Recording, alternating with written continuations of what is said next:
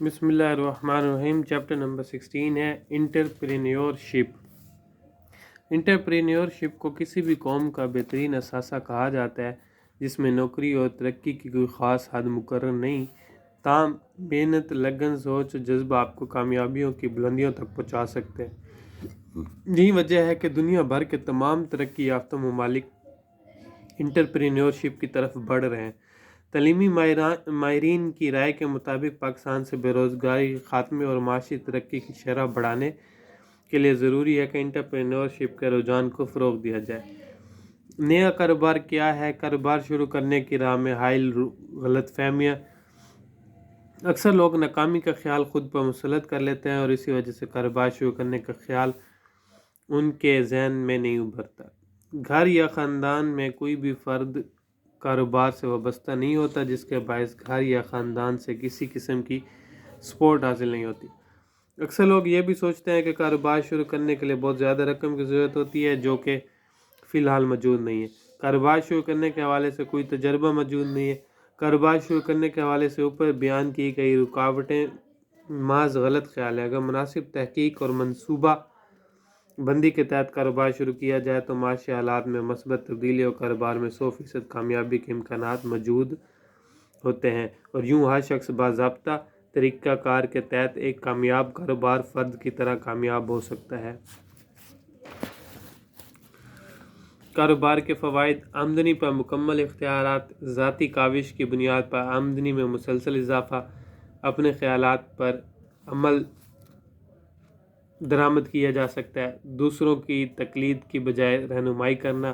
کاروبار ایسی قانونی اور اخلاقی سرگرمی جسے اختیار کر کے مالی منافع حاصل کیا جاتا ہے کاروبار کہلاتا ہے۔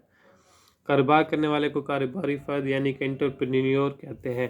انٹرپرینیور کاروباری فرد، انٹرپرینور ایسے شخص کو کہتے ہیں جو موقع کی نشاندہی کرتا ہے اور اپنے وسائل لگاتا ہے۔ علم، ہنر، ذاتی صلاحیتیں، آلات، وقت اور پیسہ وغیرہ، اس کے بعد اسے مالی منافع یا مالی نقصان ہو، کاروباری فرد انٹرپرینیور کہلاتا ہے۔ کاروباری فرد کو خطرہ مول لینے والا رسک ٹیکر بھی کہتے ہیں۔ کسی علاقے میں رہنے والے افراد کی ضرورتیں، خواہشات اور دلچسپیاں مختلف طرح کی ہوتی ہیں۔ نیا کاروبار شروع کرنے والے مرد، خواتین ان ضرورتوں اور خواہشات کو شناخت کرتے ہیں اور انہیں پورا کرنے کے لیے مختلف نئے کاروبار قائم کرتے ہیں۔ کامیابی سے قائم کیا گیا کاروبار اپنے مالکان کے لیے فائدے اور تسکین کا باعث ہوتا ہے۔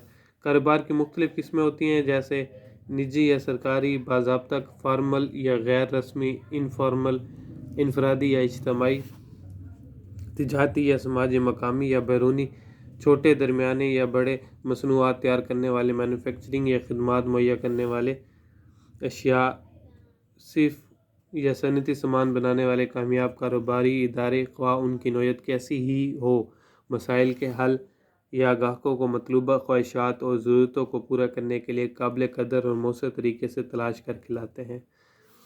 نئے کاروبار اسی نقطہ نظر سے کاروبار کرتے ہیں کہ اس سے انہیں کسی قسم کا فائدہ حاصل ہوگا۔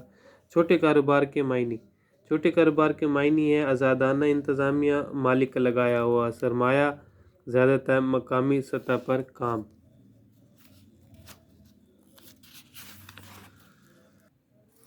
چھوٹے کاروبار کی تعریف: اگر مینیجرز اور اہم افراد سمیت عملے کے زیادہ تر ارکان سے مالک کا براہ راست رابطہ رہے تو ایسے کاروبار چھوٹا کاروبار ہوتا ہے۔ فرد واحد کی ملکیت اور وہیں اسے چلاتا ہو۔ اگلا انشاءاللہ نیکسٹ ویڈیو سے پڑھیں گے، تب تک کے لیے خدا حافظ۔